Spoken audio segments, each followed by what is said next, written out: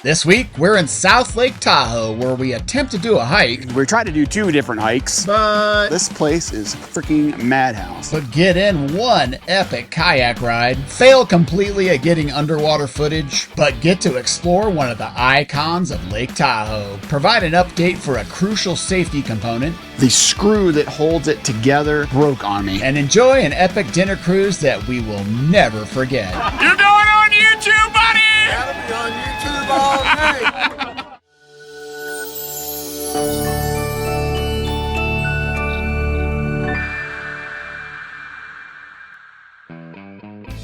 Welcome back, guys. We are trying to do a hike. We tried to do 2 different hikes. We tried to do this Viking hike. I'll pop it up on the screen. Apparently it goes to a castle, but couldn't find a place to park.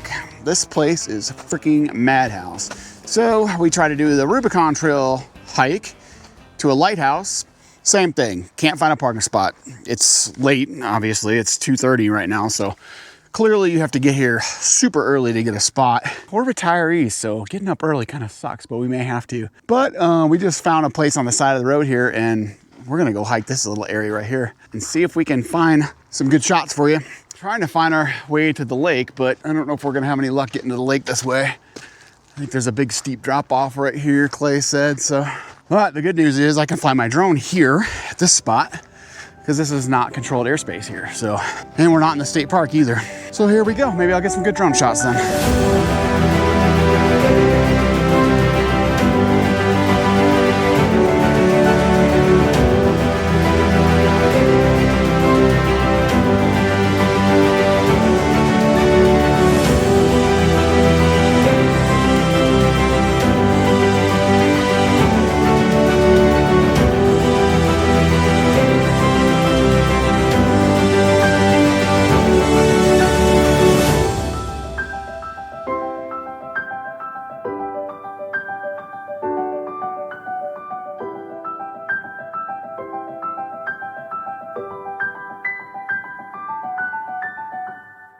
So I wanted to provide an update real quick on our stop knob that we installed on our Class A. I don't know, it's probably about a year ago or so. This is the stop knob. And basically what it does is, you just use it to apply your brakes or turn your brakes off. And then you can actually lock it out by spinning this so you cannot accidentally release the brakes. And it's been working great. Unfortunately, the screw that holds it together broke on me. So right now, as you can see, I got a cotter pin in here. Let me get some light here. I got a cotter pin going through here so I can still operate it. But right now with the cotter pin, I can't screw it down to lock it out because the screw that came with it was like a 2-part screw, and it allowed this to go past it so you could actually lock it out. So kind of dead in the water on that aspect right now. But I reached out to Mike at Stop Knob, and he's been awesome, and he sent me a kit right away to fix it. As a matter of fact, he let me know that they are going away from those 2-part screws. I think they've been having issues with them. Just got it today. Here's the little kit. Here's the 2-part screw that it originally came with. As you can see, if you unscrew it, it's pretty simple. One goes in one side, one goes to the other, and then it allows the clearance for the stop knob to be screwed down. Uh-oh. We are not going to use that. We are going to actually install this roll pin instead. And they even included a little tool here so that we can use this to make it easier to install the roll pin. So let's do it. All right, so this is pretty straightforward. Just going to line up the hole here, kind of start the cotter pin here. All right, so once you get the cotter pin lined up with this little set screw, you can turn it. And it did come with a little Allen wrench, so you can turn this and drive that roll pin into the stop knob. As you can see, as I'm turning this, it's pushing that roll pin into the stop knob. So just got to do this until it's all the way in.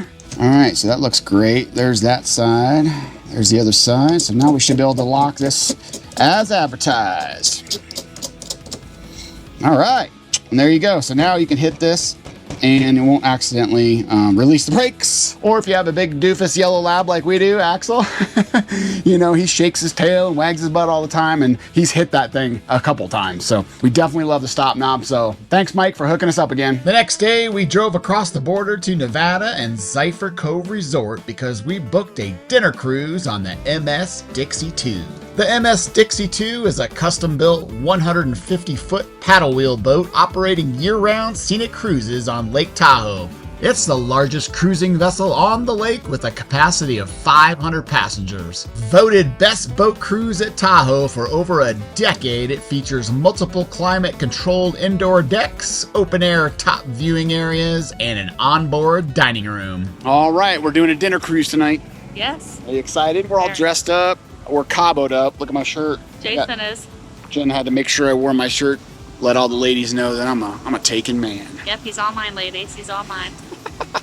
Well, in typical military fashion, we got here really early. So we got about 15 minutes to kill. We're gonna go to the Sunset Bar, see if we can get a Bloody Mary. I do love me a good Bloody Mary, y'all. Let me know down in the comments if you like a good Bloody Mary, but if you don't, let me know what your favorite drink is. Cheers. So we told the bartender that we're both retired military and we got full of aches and pains, so he had quite the heavy pour. This is the most vodka I think I've ever had in a Bloody Mary. It's pretty good, though. This is a mudslide with a lot of Kahlua and Baileys. Cheers! It was time to board the boat and see Lake Tahoe from the waterside. Everybody's laughing at my shirt. But I wasn't the only one, because Clay was wearing his shirt with his wife's face on it, too. So you get two different kinds of tickets. One is the window seats, which were sold out. So we are actually not getting a window seat, which is fine. Well, he liked our shirt so much, he gave us a window seat. Look at this. I mean, I'll take it. Score one for the wife shirts. Food was actually pretty good, and after dinner we decided to take in all the views and go to the upper deck. As you come closer to the island, you'll notice a stone structure at its summit called the Tea House. This tea house was constructed in conjunction with the building of Vikings' home castle, which you can see among the trees on the shoreline just ahead.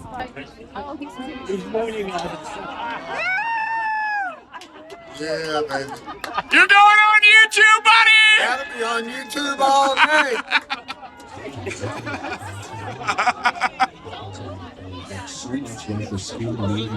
Everybody's mooning us for some reason. I don't know what's going on here. I don't know if it's a Lake Tahoe tradition, but we were mooned by at least 6 people on the dinner cruise. We still had an amazing time and would highly recommend going on one if you're visiting Lake Tahoe.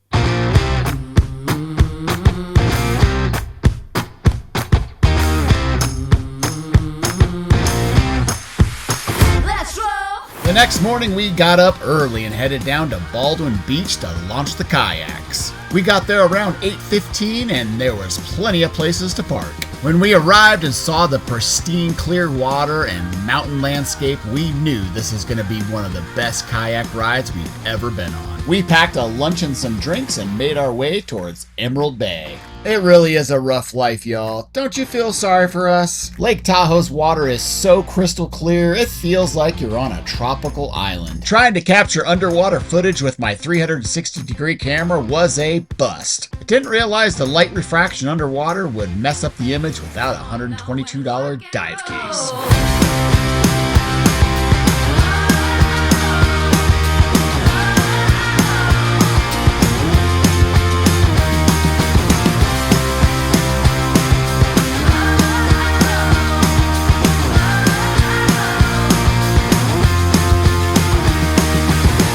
We found a little area to eat our lunch, swim around in the 69-degree water, and then headed out to Finette Island to see the tea house. The Finette Island Tea House is a historic stone ruin crowning the peak of Lake Tahoe's only island, situated in the scenic waters of Emerald Bay State Park.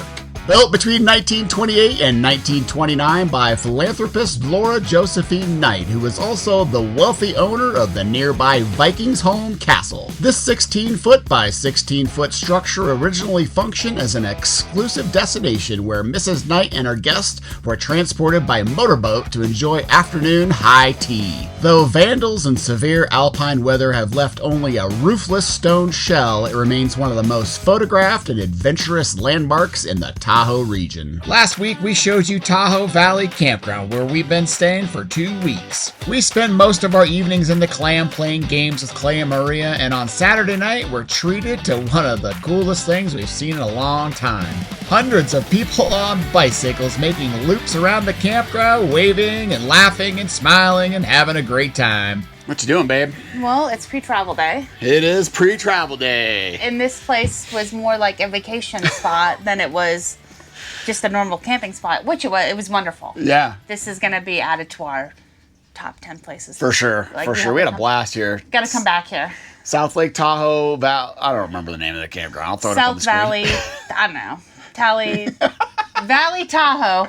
Valley Tahoe. Thousand Trails Park. Yeah. Anyway. But our friends Clay and Maria, who we've been with, they're leaving today. Yeah. We were supposed to leave with them today, but one of the challenges that we've discussed of full-time RV life creeped its ugly head up. So we're waiting on a package that was supposed to be here Saturday, is now not coming until tomorrow, Monday. Today's Sunday. Right. So My VA meds. Well, originally we were going to leave on Monday. Yeah. And then we decided to change it so we could travel together. Yep. And then the minute he changed the reservation, like an hour later, his updated medication was Delayed.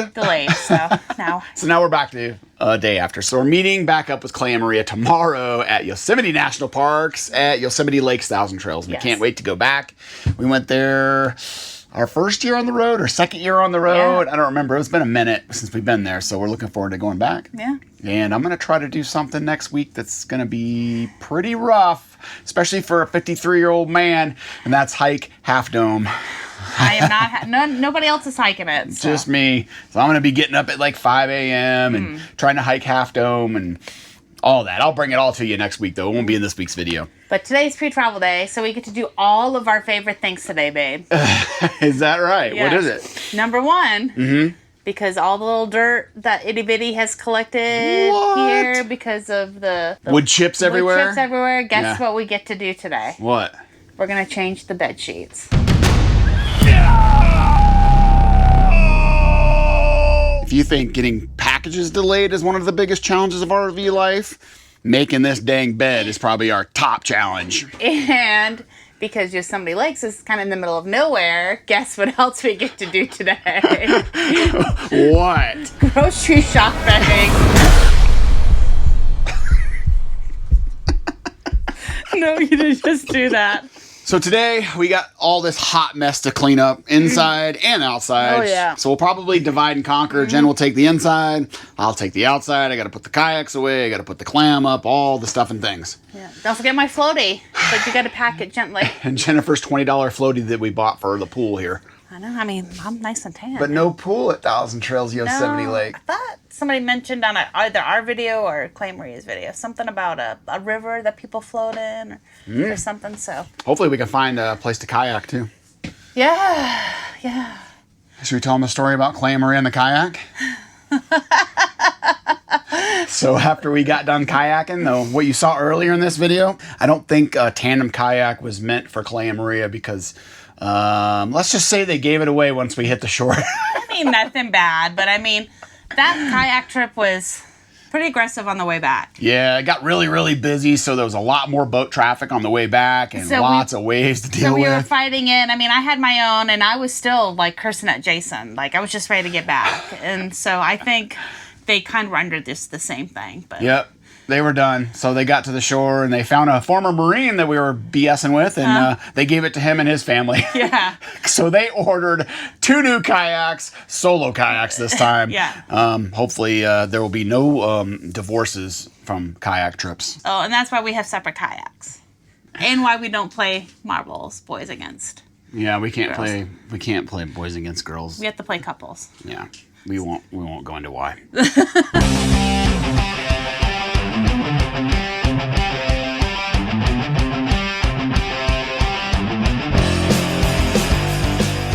Time to get to work.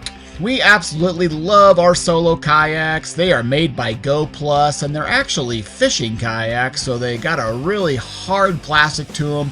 We've taken them over logs and rocks and all kinds of stuff, and we haven't had a single issue with them. We've had a lot of people inquire about our kayaks, wondering where we got them, and we got them on Amazon, but unfortunately it doesn't appear that Go Plus makes them anymore. One of our favorite features is when they fold up, they fit nice and tight in these small backpacks, which don't take up a lot of room. And when you live and travel full-time in an RV, space is always a premium. Meanwhile, Jen was busy on the inside of the RV, taking care of all the dishes and restocking the refrigerator in preparation for Yosemite National Park. She also got us all all stocked up on the snacks we'd need for the next week or so. Back outside, we use the bed of our Jeep Gladiator to store our kayaks. Even though it's the smallest truck bed we've ever had, it's better than nothing. While I start tackling the dismantling of the clam, Jen's inside doing the fun task of laundry, organizing her side of the closet, and even has time to get in a quick workout, also known as changing the sheets on the RV's bed. As mentioned before, we absolutely love our clam as outdoor entertainment space, but really don't put it up unless we're traveling with friends. It does take about an hour to completely set it up or break it down, and we even have a projector that we put in during football season that takes up one of the entire walls. And hey, football season's just around the corner. When the clam's all folded up, it fits in the bag it came with, and it's perfect for our small pass-through compartment on the underbelly of the RV. The stuff from the inside of the clam goes in 2 stackable totes and on one of our 2 giant slide-out morai trays. Our 2 big tables, as well as our folding chairs and smaller tables, all go in the back of the Gladiator, along with our outdoor trash can, which we emptied every night in bear country, and any other loose item we got around the campsite. Uh-oh, I almost forgot to pack away Jen's floaty. Oh good, now I get to figure out a way to get back up. Anybody want to give me a hand?